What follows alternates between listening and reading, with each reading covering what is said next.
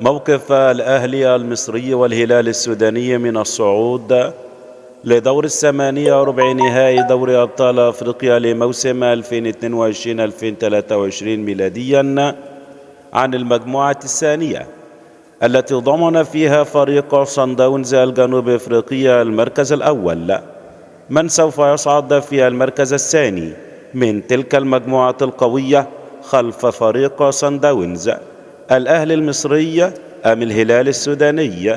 فرص الفريقين: الأهلي المصري في تلك المباراة، مباراة السبت 1/4/2023 ميلاديا، التي سوف تقام على استاد القاهرة كي يضمن الصعود، يكفيه الفوز ولو بهدف وحيد أو الفوز بالمباراة بفارق هدفين عن الهلال السوداني كي يصل إلى النقطة العاشرة ويصعد في تلك الحالة بفارق الأهداف.